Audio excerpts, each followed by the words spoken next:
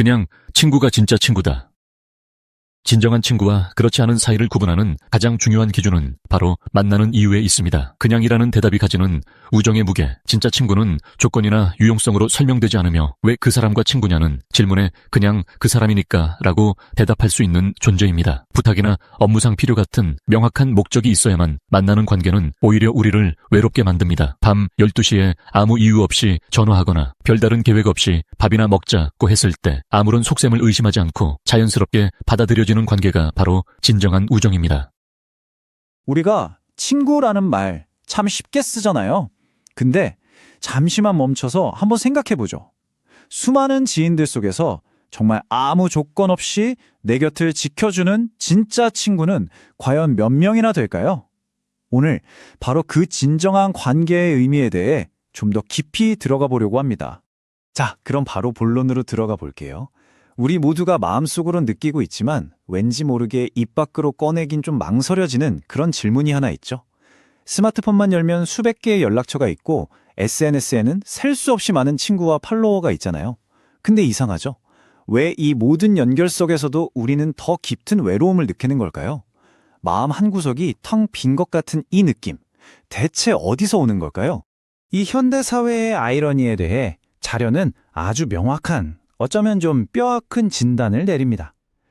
문제는 친구의 숫자가 아니라는 거예요. 진짜 문제는 우리가 맺고 있는 관계의 깊이, 바로 그 질에 있다는 거죠. 그럼 지금부터 진짜 친구와 그냥 아는 사람을 가르는 그 핵심적인 개념이 도대체 무엇인지 한번 본격적으로 탐색해 보겠습니다.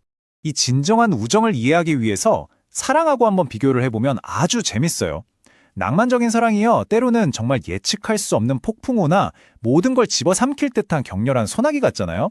반면에 진짜 우정은 고요하게 세상을 적시는 따뜻한 이슬비와 같다고 할 수 있습니다.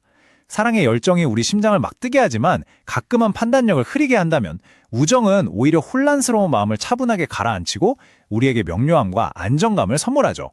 맞아요. 바로 그 이슬비 같은 우정이 우리에게 거울이 되어주는 거예요. 생각해보세요. 진짜 친구 앞에서는 우리가 굳이 사회적인 가면을 쓸 필요가 없잖아요.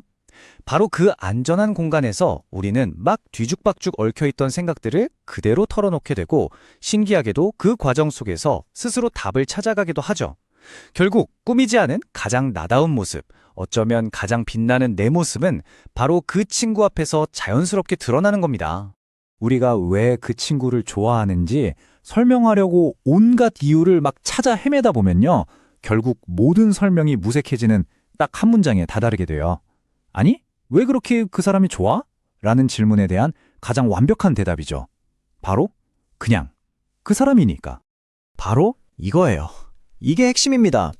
진짜 친구는 그 사람의 능력이나 배경, 아니면 나에게 주는 어떤 이득 때문에 만나는 사람이 아니죠. 존재, 그 자체로 연결된 사람입니다. 그래서 아무 용건 없이 전화해서 뭐해? 라고 물었을 때 무슨 일이야? 라고 되묻는 게 아니라 아니 그냥 이라고 대답할 수 있는 사이, 그리고 그 어색한 침묵이나 뜬금없는 그냥을 전혀 이상하게 여기지 않는 사람. 자, 잠시 한번 생각해보세요. 여러분에게는 그런 친구가 몇 명이나 있나요? 자, 그럼 이어서 한번 살펴보죠. 이렇게나 이상적인 그냥 친구가 도대체 왜 나이가 들면 들수록 만들기 더 어려워지는 걸까요? 자료는 그 원인을 우리의 아주 깊숙한 본능에서 찾습니다. 바로 계급성 본능이라는 건데요. 이게 뭐냐면 우리는 사회적 동물이잖아요. 그래서 새로운 사람을 만나면 나도 모르게 상대를 스캔하기 시작한다는 겁니다. 어느 회사 다니지? 어디 살지? 나보다 위일까 아래일까? 뭐 이런 식으로 무의식적으로 서열을 매기고 관계의 방식을 결정한다는 거죠. 이것이 바로 어른의 우정이 어려운 지점입니다. 우리는 명함을 교환하고 직업과 사는 곳을 묻죠.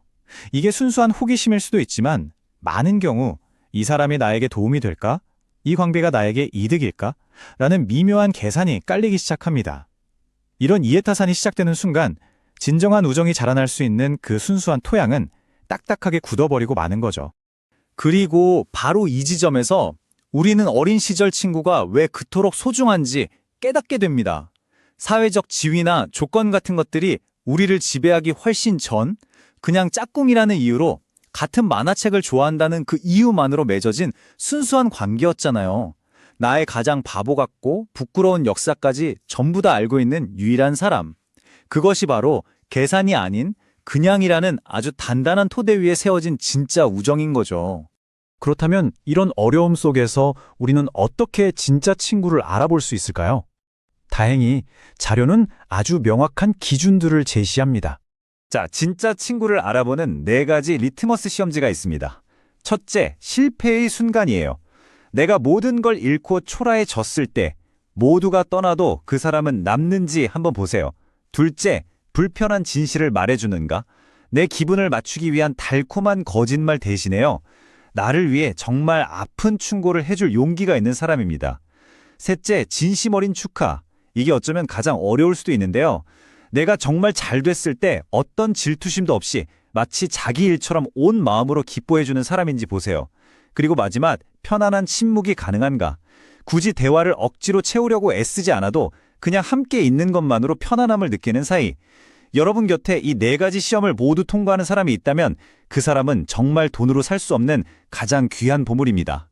궁극적으로 이렇게 드문 관계를 가꾸는 것이 왜 그토록 우리에게 중요한 걸까요? 수십 년에 걸친 수많은 연구들이 하나같이 똑같은 결론을 가리키고 있습니다. 그게 뭐냐면요. 우리의 장기적인 행복을 예측하는 가장 강력한 단 하나의 변수는 돈도 명예도 심지어 건강도 아니라는 겁니다. 바로 우리가 맺고 있는 관계의 질입니다. 그 가장 강력한 증거가 바로 하버드 대학교의 성인 발달 연구입니다. 무려 75년이라는 시간 동안 700명이 넘는 사람들의 삶 전체를 추적한 인류 역사상 가장 긴 연구 중 하나죠. 이 연구의 결론은 놀라울 정도로 명확했습니다. 우리의 노년을 행복하고 건강하게 만드는 건 돈이나 명예가 아니었어요. 삶에 대한 만족도와 가장 깊이 연결된 단 하나의 변수, 바로 좋은 관계였습니다. 그렇다면 우리는 이제 진짜 풍요로운 삶이 무엇인지 그 정의를 다시 써야 합니다. 연락처 목록이 얼마나 긴지가 아니라 아무 이유 없이 그냥 전화할 수 있는 사람이 있는가? 주말 일정이 얼마나 꽉 찼는지가 아니라 아무 말 없이 내 곁에 있어줄 단 한 사람이 있는가? 바로 그런 삶이야말로 진짜 풍요로운 삶인 거죠. 그리고 마지막 지혜는 바로 이것입니다. 이런 관계는 일방적인 게 아니라는 거죠. 모든 것은 나 자신의 행동에서부터 시작됩니다. 내가 먼저 목적 없이 안부를 묻고 조건 없이 곁을 내주는 그런 사람이 되어야 합니다. 자, 이제 마지막으로 여러분 자신에게 이 질문을 던져보시길 바랍니다. 이 시간이 끝난 후에도 좋고 오늘 밤 잠들기 전에도 좋습니다. 한번 조용히 생각해 보세요. 나에게는 그냥 전화할 수 있는 친구가 있는가? 행복하고 충만한 삶을 위한 조건. 하버드 대학의 75년 추적 연구가 증명하듯 삶의 행복을 결정짓는 가장 강력한 요소는 돈이나 명예가 아니라 깊고 진실한 관계입니다. 스마트폰 연락처에 수백 명이 저장되어 있더라도 이유 없이 편하게 만날 수 있는 그냥 친구가 없다면 결코 행복하다고 할 수 없습니다. 이러한 진정한 관계를 삶에 채우기 위해서는 나 자신이 먼저 누군가에게 목적 없이 안부를 묻고 조건 없이 곁에 있어주는 그냥 친구가 되려는 연습을 해야 합니다. 결국 외로운 삶과 충만한 삶을 가르는 것은 이유가 있어야 만나는가, 그냥도 만나는가의 단순한 차이에 있습니다.